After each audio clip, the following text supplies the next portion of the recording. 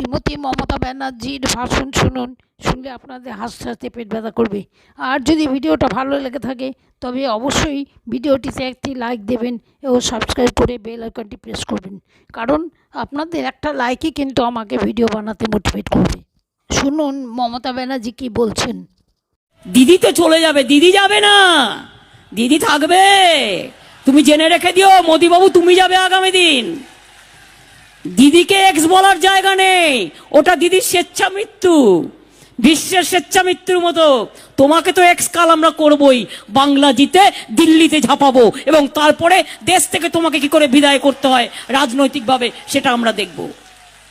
বাংলা নেবে এত সস্তা, ছেলের হাতের মুয়া, বাংলা চালাবে, দিল্লি চালাতে পারে না, লজ্জা করে না? কোভিডে একটা ইঞ্জেকশন দিতে পারে না, লজ্জা করে না?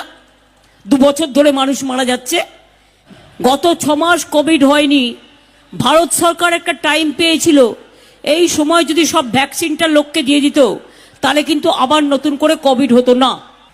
হিন্দিতে সব কি সব জুমলা টুমলা বলে, আর বাংলায় আমরা বলি এটাকে মিথ্যেবাদী।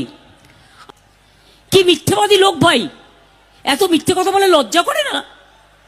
আপনি আর অমিত শাহ মিথ্যে বলতে বলতে দুজনে মিলে কাটাকুটি খেলছেন, মিথ্যে কথার কাটাকুটি, ঘ্যাজগুজ, কোনো কাজ নেই।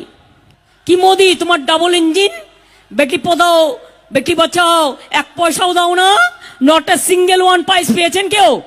কেউ কোনো স্কিম বলে জানেন পেয়েছেন? কেউ পেয়েছেন? কেউ পাননি। ডাবল ইঞ্জিন, ভেক সরকার, ফেক সরকার, ভেগু সরকার। আমরা তো বাংলা মিডিয়ামে পড়ে এসছি, পাতি স্কুলে পড়ে এসছি, আমাদের বাবা মায়েরা ভালো স্কুলে পড়াতে পারিনি, তাতে কি আছে?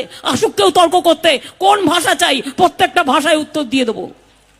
আমরা রাস্তার লোক, আমরা সিংহাসনে বসার লোক নই। সারা জীবন রাস্তা করেছি, রাস্তা পথ দেখিয়েছে, রাস্তায় রাস্তা দেখাবে। আমরা রাস্তায় রয়্যাল বেঙ্গল টাইগার, মনে রাখবেন আমাদের অত সস্তা নয় যে আমাদের ভয় দেখানো, চমকানো। বাংলাকে গুজরাট করতে দেব না, দেব না, দেব না। আপনারা দেবেন বাংলাকে গুজরাট করতে? বহিরাগত গুন্ডারা বাংলা দখল করুক আপনারা চান? বহিরাগত গুন্ডা চাই না, চাই না, চাই না। আর বাংলাকে গুজরাট করতে দিচ্ছি না, দিচ্ছি না, দেব না, এটা মাথায় রাখবেন।